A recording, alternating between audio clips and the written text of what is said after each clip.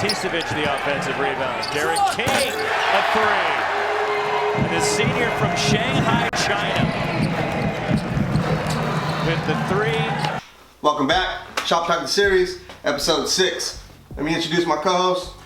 Gabe at Coach Gabe 3. Carlos at Carlos_the barber _. I'm your host, Jay the Barber. Check these guys out on Instagram. And then we got a special one, my brother. Go ahead and introduce yourself. What's up? Derek at Derek King 88. Make sure you follow him on Instagram too. We're gonna start this off like we always do with the cheers. Cheers to you guys at home. So man, let's jump into it, man. You're a barber, right? Let these guys know how you started and your journey. Yeah, for sure. So like, I was curious about like cutting hair, like senior year of high school, and at first I was actually a client of yours, and I reached out to you actually on Facebook. I don't know if you remember, but Yeah, I remember. I reached out to you. I was like, hey man, like I'm interested. Like I want to. Do you think you could ever teach me how to cut hair? And I was like, I'll pay you for some lessons. And you're like, oh no, don't worry about it. Just you don't need to pay me or anything. Just next time you come get a haircut, I'll give you some tips. And then, I mean, that was kind of the start of it. Next time I came to get a haircut, you kind of like let me hold the mirror and like kind of walk me through the steps.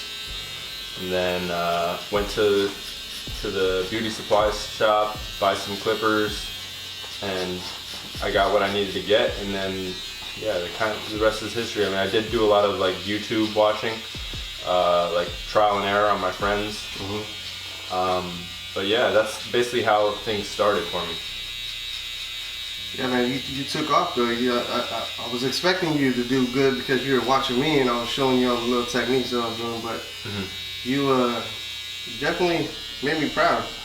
Yeah, man, appreciate that. Yeah, like definitely like just coming in here, like just the old setup, you know, with the graffiti on the wall, just like the culture in here. Yeah. Like it was cool to me, man. Just as like a young high school kid, I never thought it was gonna take off to what it became. But yeah, that was kind of like where things started for me, and it definitely did take off a lot like crazier than I thought it was gonna be. You know, we did the cutting the homeless people, you know, for a good cause, and then also just learning, you know. I think for every young barber, like the big thing that they need to get through is you're gonna suck, right, at first, and like it's discouraging, you know. And the difference between people that make it and don't are the people that just give up. So I think just sticking with it, that was huge for me. Oh, definitely. Let's talk about the cutting the homeless for a little bit, man, because I know that helped you and a lot of the guys that I was mentoring for a minute.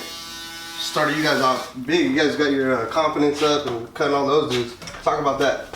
Yeah, that was cool, man, and that was a great experience. That was fun for me, actually, personally.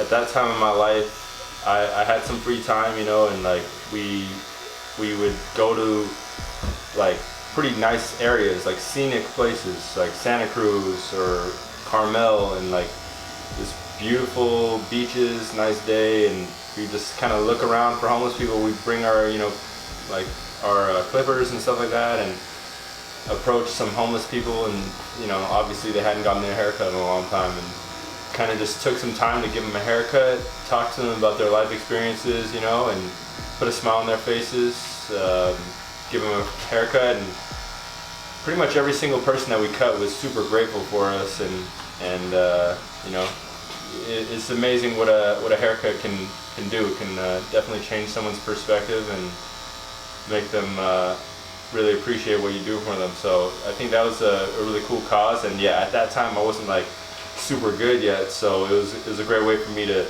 you know, do something for the community and also work on my skills as a barber. Man, these guys were fucking homeless fools up. I mean, they weren't giving a fuck. They were giving free pies. I wasn't giving them anything crazy, but like no lineups, no fucking beers and shit. So you guys would literally just like ride around Santa Cruz or wherever you guys were at? Yeah, like, we walk around, look for guys like on a wheelchair, like you know, ask them, hey man, you know, we're from San Jose, we're looking to give people free haircuts today, you know, would you be interested in a haircut? And yeah, we would just kind of approach people like that. Yeah, that's good. How long have you been cutting hair? Dude, now it's been about like 6 years. It's crazy to even think about it like that.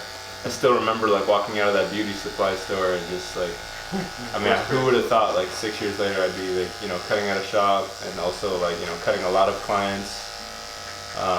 It's crazy. You meet a lot of people, and yeah, I'm really thankful for the barber game for sure. Anybody famous? Yeah, Big name? yeah. I've cut Really? Etwan Moore, Tim Frazier of the New Orleans Pelicans. NBA players. When they were playing the Warriors, at the time I was playing basketball at UC Berkeley, and I was cutting all my teammates, all my coaches, and one of my coaches used to play at Purdue, and his teammate was Etwan Moore. So when they came into town and played the Warriors, he needed a haircut. So he recommended me. I went to the Fairmont Hotel, gave him a haircut, just like a quick taper in the lineup. Gave me $100. It was an awesome experience. You know, cut him in his room. He paid for valet, everything. It was really cool, man. And then actually, like, I thought I was just gonna cut Etwan, right? But then I went back down after the haircut. I went down in the elevator, trying to go back to my car to leave, right? And then I see Tim Frazier, who's another player for the Pelicans at the time, walk in the elevator with me, and he's like, oh, he saw me with all my gear. He's like, oh, you're the barber? I'm like, yeah. He's like, oh, can I get a cut too? I'm like, oh yeah, hell yeah. Because like the last guy just gave me $100 for an easy ass haircut. I figured like might as well get another one in. Yeah, let's see. Yeah, How much he ended up paying you? Sorry? How much he ended up paying you? He only gave me 60 actually, but it's all good. It was a cool experience for sure. Yeah, damn. So I don't know if you remember, but I kind of turned you down to teach you. Remember? A couple of times. I didn't want you to cut hair, not on some hater shit, but you had really big dreams of playing ball. Mm-hmm. You know? Yeah, definitely. I was trying to push you toward playing professional ball. Yeah. And this motherfucker really ended up playing professional ball. Not in the NBA. I mean, you can still play in the NBA, but he went overseas, right? Yeah, yeah. Talk about that. Definitely, man. So yeah, you know, cutting hair was always like a side hustle for me. Well, I mean, it was basically like my full-time job, like, cause I wasn't making money doing anything else, like when I was in college and stuff like that. But yeah, Jay, you know, he knew about my goals for playing basketball and stuff like that, and I was at Foothill when I knew him.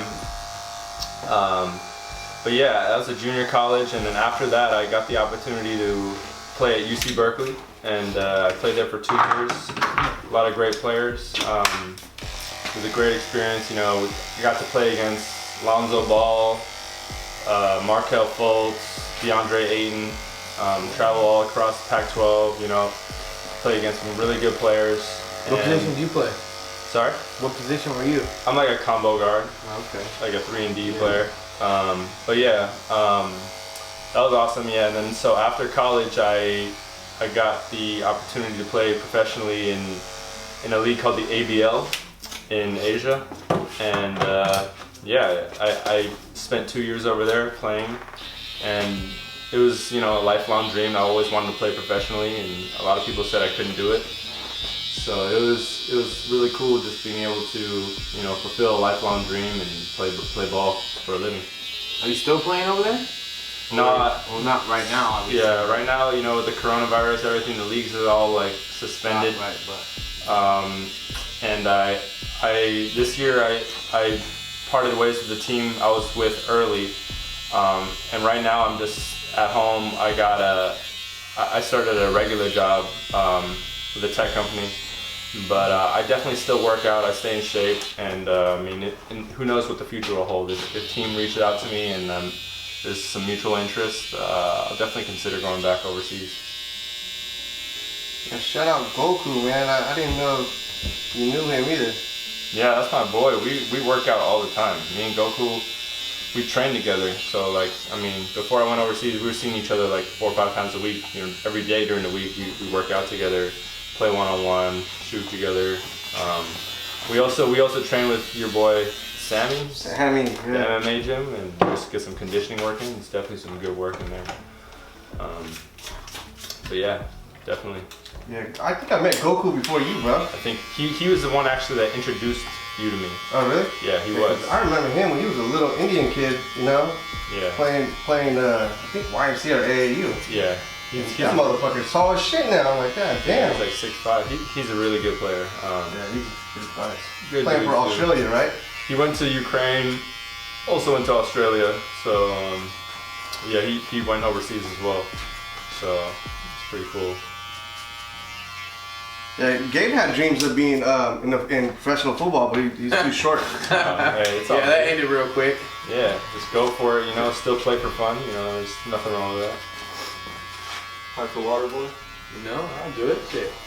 I'll do it too. I'll be ball boy too. Hell yeah. You gotta ask me twice. I'll fill the shit out of that water. So, being a barber now, you're back in the Bay. Where can these guys find you at? Get a haircut. So I was cutting hair at a shop called VIP Barber Lounge in Southside San Jose. Yeah. All those barbers are real cool guys. A lot of young barbers. But yeah, everyone in there is pretty talented, humble, and there's a lot of walk-ins, met a lot of new people. It's really good locations. So yeah, Southside San Jose. That's where you're at right now? Yeah, on the weekends. Well, I mean, the coronavirus, you know, the shop's closed right now, so I'm doing limited house cuts just for people I know. Yeah, so And you don't got no symptoms, right? no. Gotta make sure about that. And how did you get put on with that barbershop? Who introduced you to that opportunity? So a lot of those barbers actually, well, a couple of them went to my high school, so they kind of knew who I was. And obviously I knew who they were too. I reached out to them and then met with them. They knew I could cut. They saw my Instagram. They knew you know, the caliber of barber I was. So yeah, they offered me a spot there, and you know, it was pretty cool because even though I was technically working for a barbershop and paying rent, they were really cool. They let me make my schedule to whatever I wanted it to be. So yeah, I was paying rent, but it all evened out at the end of the day because if I wanted to come in, you know, at 7 a.m. or 11 at night, they're cool with it. You know, they gave me the code for the shop. You know, as long as I, you know, was getting business done and, you know, being professional, it was all good. So That's pretty cool. it was pretty cool. Pretty Yeah, much all on your time. exactly. Yeah. Are you a better basketball player or barber? That's a tough question. I mean, they're both. I would say I'm probably a better basketball player. That's like my first passion. But I mean, I don't want to toot my own horn, man. But I mean, I'm a solid barber. Not as good as this guy back here though. What made you want to reach out to him in the first place? Like you had boys who were into cutting hair already and kind of like got your attention? Or? No, honestly, no. I was a client. I was his client. And Yeah, like, he was getting haircuts every, 3 weeks? yeah, I mean, at the time I was in high school, like, I didn't even know what a taper was. I didn't even know what a fade was. I didn't even know what a lineup was, right? I was going to the cheap Vietnamese place, Yeah. Where'd you go to high school? Around here? Santa Teresa. Oh, okay. So yeah, I was getting the $12 cuts. How the hell did you even find Jay in the first place? Goku. Yeah, Oh, a okay. mutual client, a friend. But yeah, like, the first time I got a lineup, the first time I got a taper, I'm like, whoa, like, my confidence is good, like, I feel good right now. And then I just kept coming back, kept getting haircuts. I'm like, this is actually pretty cool. So then, Cool vibes back then, you know? definitely, yeah. Hella You were people. charging 15 a cut back then, bro. Yeah. It's crazy. But, I mean, to me, that was like, oh my gosh, that's so expensive. Like, I was in high school. But, you Little know, Vietnamese he's only charging me $7. yeah, exactly. But no, it was cool, man. I was a client first, and then I was like, man, if I could learn how to do this one day, that'd be pretty cool. Like, I didn't even think about it like to make money. I was just like, this be, you know, it's like a cool thing to like pick up. So it kind of just took off from there. Yeah, you picked up, but you fucking around with it though. Yeah, definitely. So is anybody proud of you? You know, like from back in the day? Like, Yeah, I mean, a lot of people are proud of me. Like, but like, you know, being a part of the Asian household, as far as the barbering front, it wasn't always like encouraged. It was just like, oh, okay, you know, learn how to do this for fun, you know, but it was never really respected, and I didn't really appreciate that, you know what I mean? I think like barbering, I have like huge respect for the barbering community and like barbers and what they do, and I think, you know, it's a great way to make a living. A lot of barbers end up making more money than, you know, like conventional jobs, you know. So people don't realize that it's actually like it's a professional career as well. So yeah, especially with your network, knowing the people you know, shit. yeah, and it only helps your network. You end up meeting way Right, more more and people more. through barbering. So I think this is just fun, man. You know it's what I mean? fun. Yeah, you get to meet people, and you know, a lot of times it doesn't feel like working. You know, I mean, don't get me wrong. Sometimes it does. If you're cutting like 10, 15 people a day, then it's like, oh man, I'm tired. You know what I mean? But that's just like why I respect it even more, though. You know what I mean? I know how hard the grind is. So definitely a lot of respect for the barbering community. And would you say now that you're doing this professionally, or like more professionally, are your parents like on deck with it? Are they cool with it? Yeah, I mean, basically once I started making serious money with it, That's when they kind of realize. they're like, all right, fine, yeah, like, you know, you're completely independent. We're not giving you any money. Like, then it's just like, all right, how can you not respect that? You know? What I mean? Yeah. No Chipotle money. Yeah. This guy, man, eats so much Chipotle, bro. It's ridiculous. Chipotle. Hey, wanna go out and eat? Oh, Chipotle. Wanna go here? No, Chipotle. Fucking Yeah, God. you be on those chicken bowls. Yeah, the half chicken, half steak. Yeah. But on that barber thing, I was wondering, like, since you're like kind of like an Asian barber, do you ever experience like any racism, like with all this stuff happening and shit like that? To be honest, like, no, not really, bro. Like, I feel like I sense it a little bit maybe if I'm at the shop and there's like a walk-in, or maybe someone will call the shop phone and be like, you know, they have their own guy, or like they see an Asian barber, they might not feel comfortable with me cutting their hair, but like, Yeah, you kind of just yeah. But like all the other barbers, they've been hella cool. Like, you know, hasn't been that much like I felt like racism towards me at all. Were you cutting hair in China when you were playing ball? Yeah, I brought like a couple like pairs of wireless clippers, and I was cutting some teammates and stuff like that. But obviously the volume was way less. I wasn't cutting anywhere near as much as I am now. You know, I brought a pack of 100 derby blades, and I didn't even get through all of them. You know, in like 3 months. So that's the amount I was cutting when I was in China.